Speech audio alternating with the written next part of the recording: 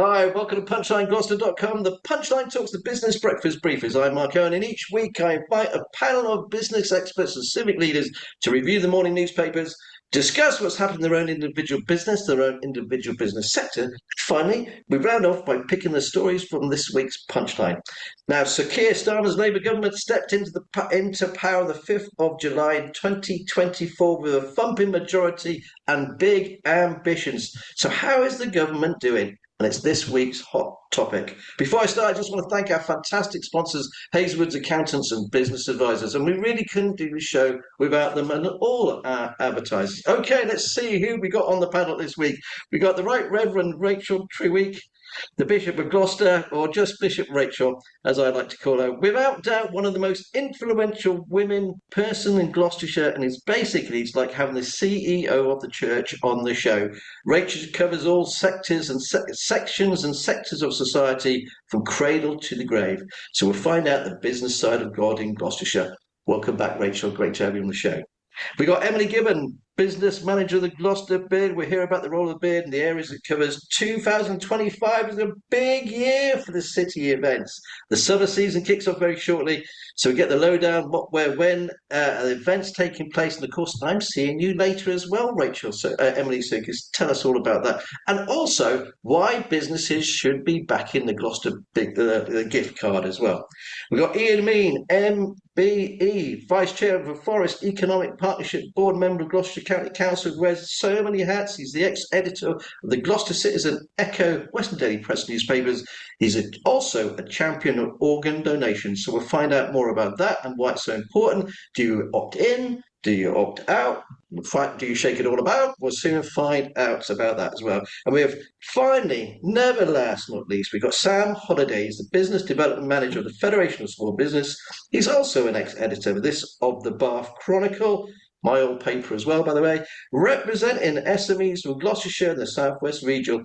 It's tough going for many businesses, and when the tough get going, I've got to get this right, I've mixed it up already. When the going gets tough, the tough get going. So Sam is off. After 12 wonderful years, he's leaving the FSB. Very sad for all of us, Sam. And we'll find out where he's going and what's next for the FSB. Okay, guys, let's see what's making the headlines today. Just a very, very quick look. Okay, very sad story of Diogo Jota. Football has lost a champion, says the Sun. The Mirror, devastating. The Times, NHS app to give patients a doctor in your pocket. The Daily Mail, the doctor in your pocket will see you now. The Daily Telegraph, Corbyn's hard left challenge to Starmer. The Daily Express, our hearts are broken. Fans in shock over the death of cop star. The Guardian, hundreds killed as Israel steps up Gaza strikes despite ceasefire hope.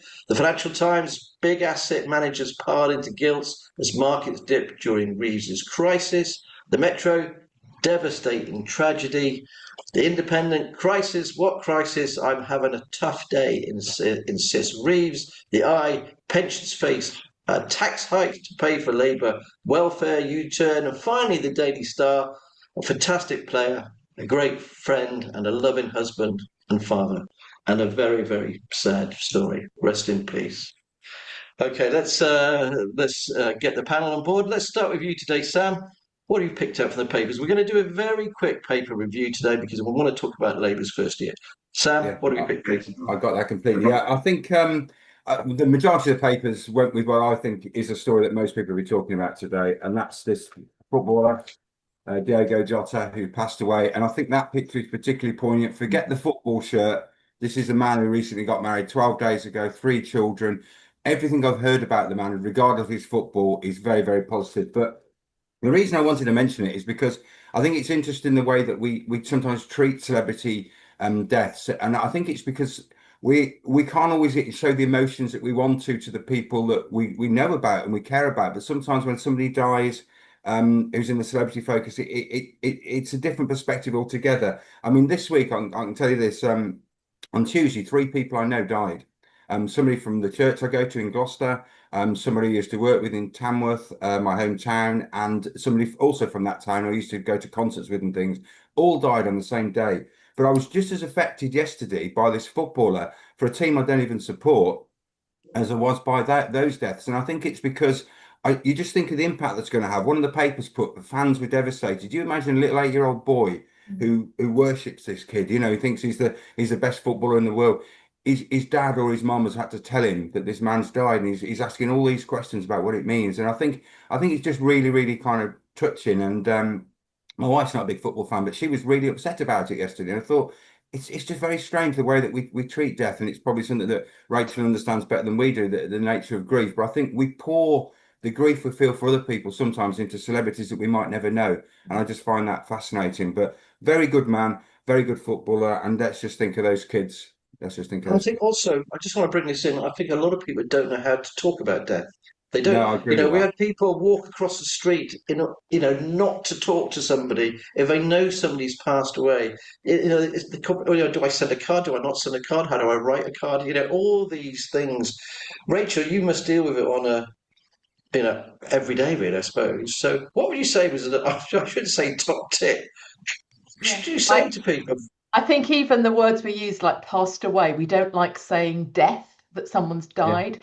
I think people want that human factor. They want you to say something, even if you say, I don't really know what to yeah. say, but I want you to know that I'm here for you, or I'm thinking of you, or I'm praying for you. People want that contact, and I think that's really important to acknowledge it and name the person. People get scared of naming the person. We're sorry for your loss. No, we're really sorry that Jane or John has died, and I don't really know what to say, but I want you to know I'm thinking of you, praying for you, and I'm here for you. That's fantastic. Thank you very much for that. I'm going to go to you, Ian. What have you picked out from the papers today, please? Daily Mail, the doctor in your pocket will see you now. Yeah. Now, this is the government's 10-year plan that he announced yesterday. To me, big question is, are they going to be able to deliver all this, according to the Mail, the all-singing, double-dancing NHS app they're promising patients by 2028? The other point is, Mark, is this, that lots of people who go to surgeries and queue up and wait for that 8 a.m. Deadline to make an appointment are older people. I'm very keen on technology, but a lot of older people, certainly of my age, aren't. And I think it's wrong to just put everything into an app, personally. I support the health service. My issue really overall is that the more money you put into the health service, unless there's absolute change in it, it will just go on salaries and bureaucracy. Okay, thanks. Those are good points there, Ian. Emily, I'm going to bring you in now. Great to see you as always. What have you picked out for the papers? It was more from a business point of view, and saying that obviously cash is not dead, and some say that cash is king, but the Bank of England are asking for redesigns of banknotes, and just looking at the criteria of looking at people, places, architecture. It's great to see that, and asking it out to the public for what we get in. Again, we also know asking the public for a vote or a name can be a little bit daunting sometimes, so we probably won't want Voty McBothface on there, but it's a good way of just uplifting and representing those that need a little bit of, I don't know, a pat on the back, and just realizing that what a great country we live in, and who needs that acknowledgement. Do you know what? I've always fancied myself as, on the back of a £10 note.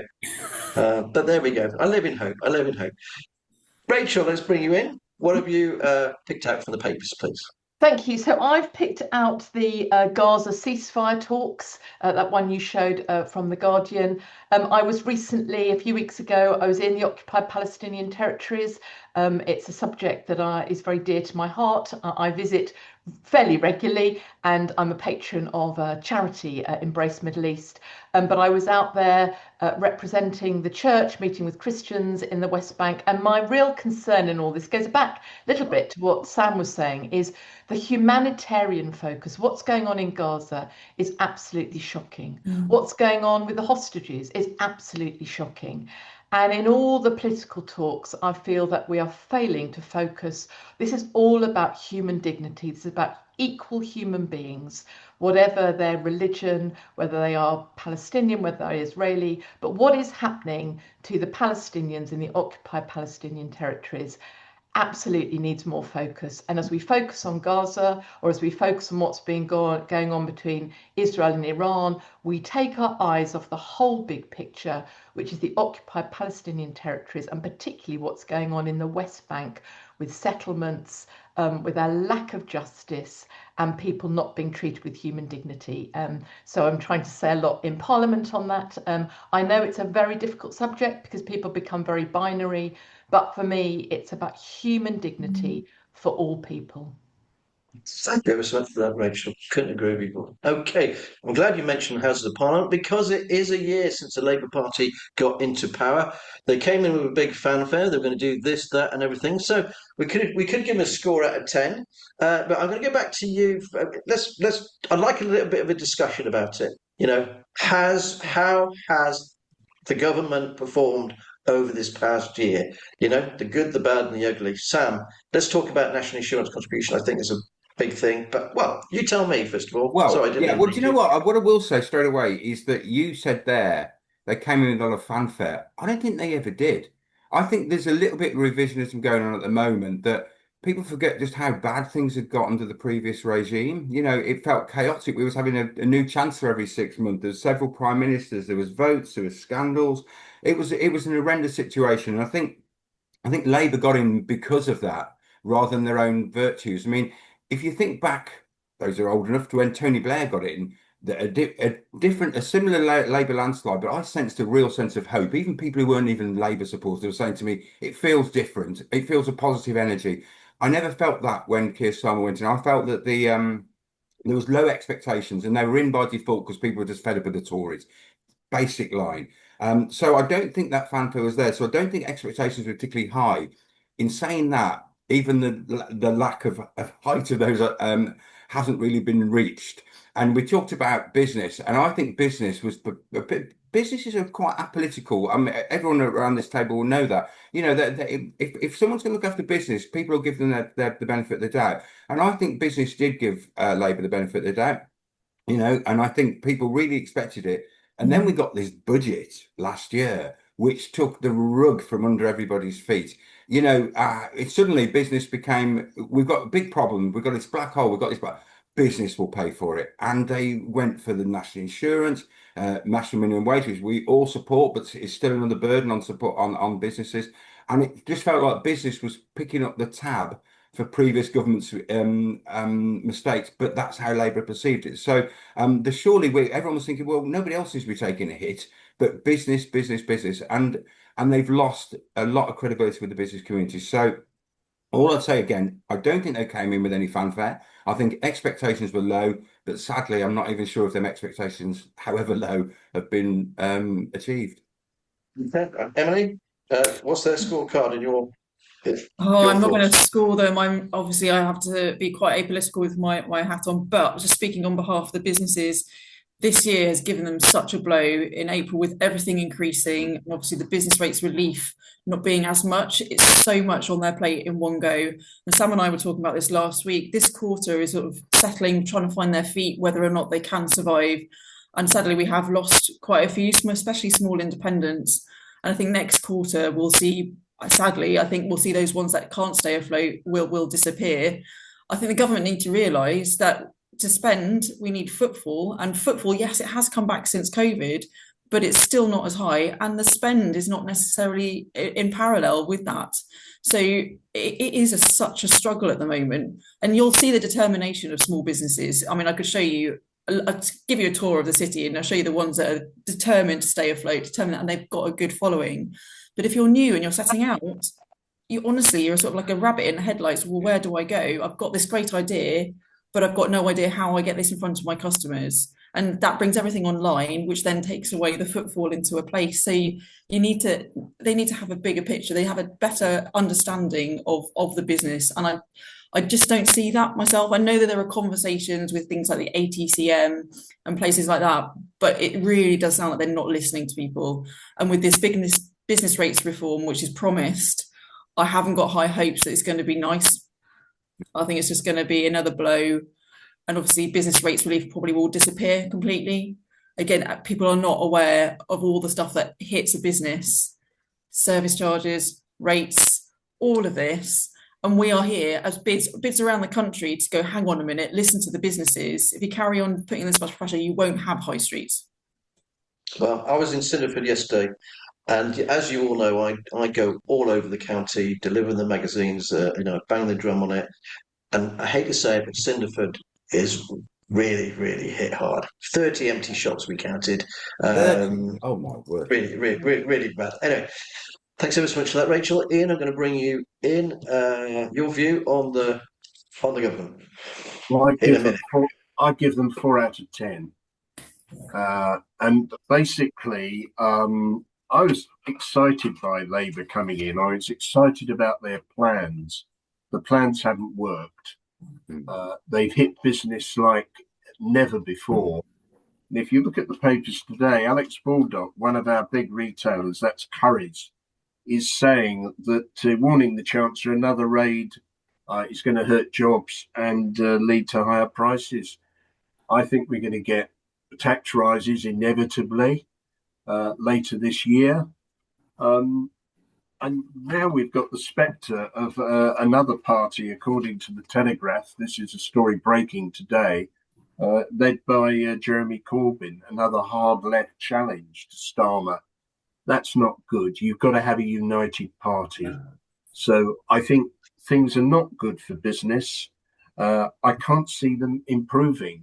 And I think there is a big question mark over Keir Starmer. Okay, I think so as well. I think he's under pressure. I actually had a bet with one of my best mates that Keir Starmer wouldn't be there within a year, and which I won that bet, by the way. But I also bet that Donald Trump wouldn't get in either, and I lost that bet. So there we go. Rachel, let's bring you in, please. What do you think about the government so far? Obviously, I sit in the House of Lords, but I am not party affiliated. So this is a very poignant topic. I do think there was a lot of hope, certainly in the Lords, when Labour came in. I think for me, just listening to all of that, I think the real challenge is how a party coming in takes the long view. And how decisions that are made, some of which will be painful, are truly about long-term transformation.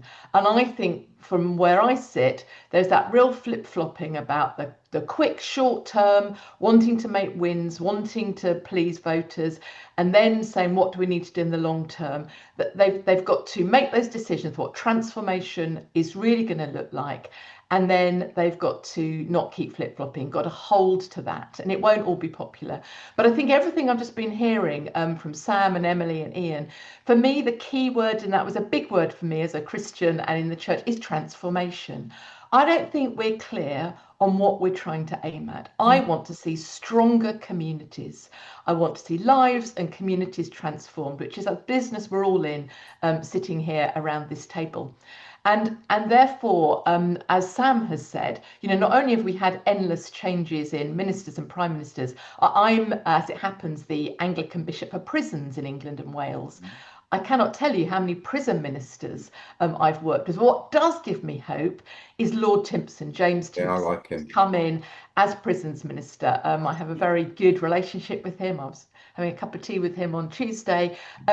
He is a really good man. And what gives me hope is that he has that vision of transformation from lived experience of how he's worked with that fantastic business, which we have in Gloucestershire, of Timpson's, working with ex-offenders, transforming lives. And my frustration for him is that if all the bureaucracy and machinery around him doesn't release him to be able to do what he needs to do, this isn't just about prisons being overcrowded. That's not the issue. The issue is our prison system. We have the highest prison population in Western Europe. That is a shame on us. And therefore, we need to be saying, what are we doing to transform our communities, which is therefore good for victims, for offenders, for families. James Timpson, Lord Timpson, really gets that. So that's the glimmer of hope for me. But it needs to be set within a big picture, which is not about everyone doing their siloed NHS, education, welfare. It has to be saying, for a child born today, what are we doing across all our policies and legislation which will actually transform the life of that child by the time they're an adult? So I long to see more join up, more courage, but not quick wins. It's about the long-term vision. And I think business is such a key part of that, as has been said so eloquently in this discussion. Okay, thanks ever so much for that. I'm going to grade them as well, actually. Sam, are you going to give them a mark out of 10? Ian Again, says we 4. are. I'm still with the FSB, and we're still apolitical, so I don't think I will. Okay, no worries at all. Well, I'm going to give them a 3 out of 10, actually, because I am sometimes political, but I don't care. I think they've been absolutely shockingly bad from the moment they've got in. I'm just disappointed. I agree with everything you said about the previous party. The Tory party ate themselves. You know, I'd go and see all our local MPs. I knew them all personally. I would say, for Christ's sakes, what are you doing? And they just continued to self-interest. And when Starmer came in and he said, we're going to serve we're not going to be self-serving, we're going to serve the country. And they don't appear to have done that. They keep flip-flopping all over. Rachel, I totally agree with you there. And what's really worrying now, they couldn't get this new, the money over the line for the change for the benefits. They couldn't get it over the line. They didn't bring the party with them, and now there's going to be this extra £5 billion or 6 billion, who knows? And where are they going to get that money from? And are they going to come after business? Are they going to come after pensions? Are they going to come after ISAs? You know, all these sort of questions now. And to me, if they come after the business, we are going to be absolutely. I don't think a lot of companies can take it. I'll be honest with you. That's my big worry. And I know so many wealthy business people who have already left, and that is a big worry as well. When I talk to them on the phone, they're not here in Gloucestershire anymore. They're actually in Portugal, Spain, or as I talked to someone the other day, in Dubai, and it literally is Dubai.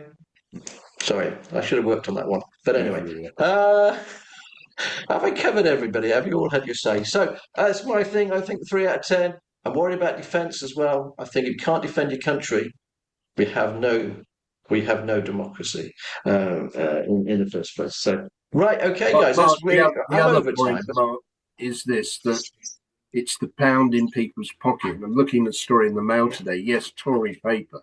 Families are 1,700 worse off only a year on. Now, that's what it's about. It's the pound in their pocket, and that's what people are looking at now. Yeah, without a shadow of a doubt. And I just Can I say one can't. thing, Mark? They have. Sorry, I just want to say. Sorry, I just want to finish my rant for a second. Sorry. Starmer came in, and I thought he had a plan for immigration, and he obviously didn't.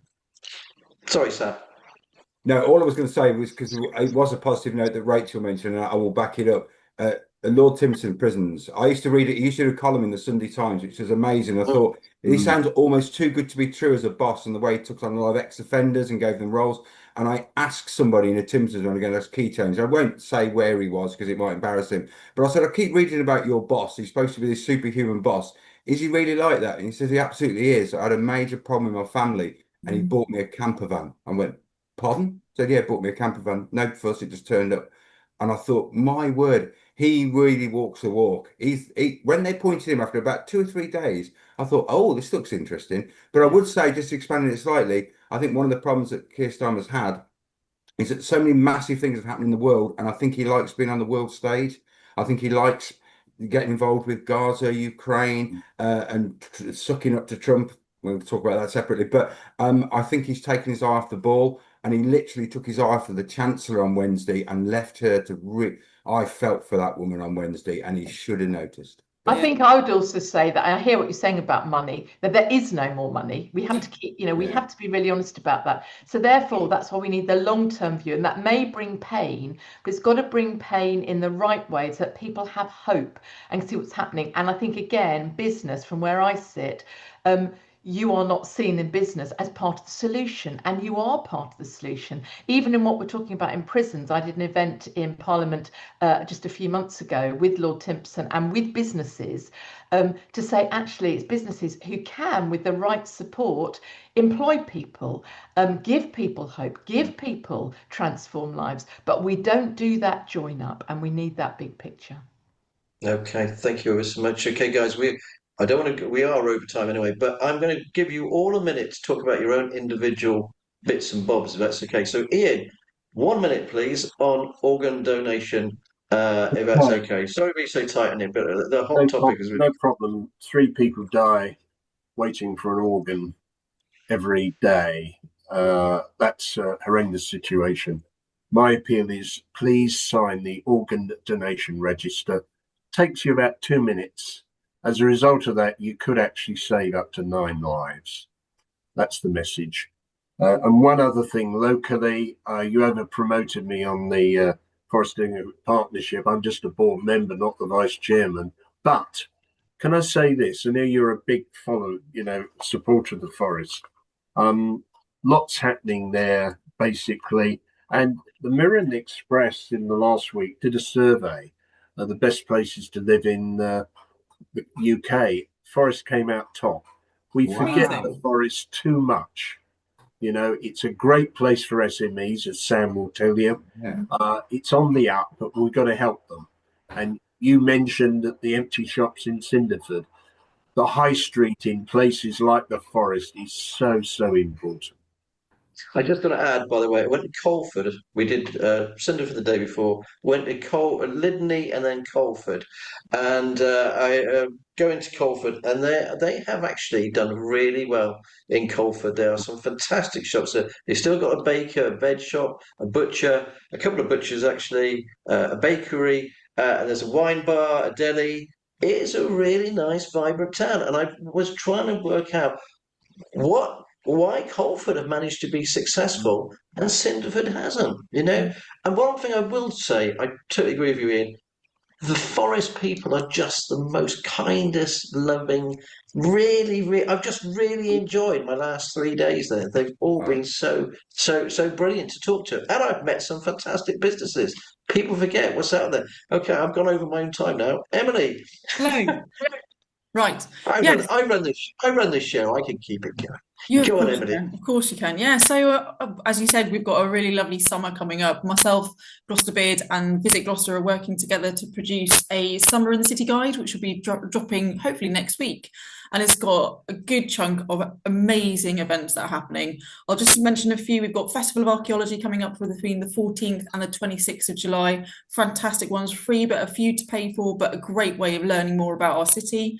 Lions at Large descend next week, which is the 11th, which we're really excited for. We've got 16 large lions in Gloucester, 16 large lions in Cheltenham, and 56 tiny cubs that are spattered between the two of us.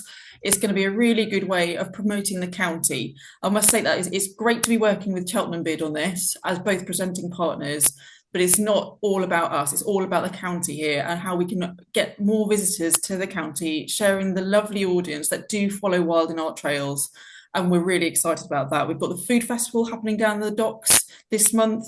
And next month, we've obviously got Gloucester Goes Retro, which is in its 10th year. That's the 23rd of August. We're encouraging businesses to dress their windows, dress their team up. It's a great one to be part of. The Westgate Street is 1900s to 1959s. The Eastgate Street is 1960s, and Northgate Street to Southgate Street is 1970s onwards. So please come along and dress up. And that's just a little snippet about what's happening in the summer. You briefly mentioned the gift card. The gift card is going really well. I just checked on the stats. Since 2022, October 2022, over £55,000 worth has been spent in shops with the Gloucester gift card. And it's as simple as that.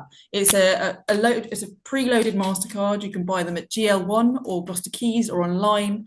There is a digital version, but it also uplifts the sales of that business. We currently have just over 170 businesses that accept the gift card now in Gloucester. It's free for businesses in the city centre to be part of it. It is very simple to set you up on it, and it's growing with momentum. Okay, thank you ever so much for that, Emily. Brilliant. Bishop Rachel. Okay, Rachel, you wear so many different hats, but I'd like to talk, how is it at the diocese at the moment?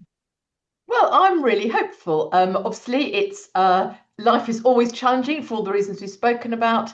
It was wonderful last weekend to ordain 16 people, 8 new deacons, 8 new priests.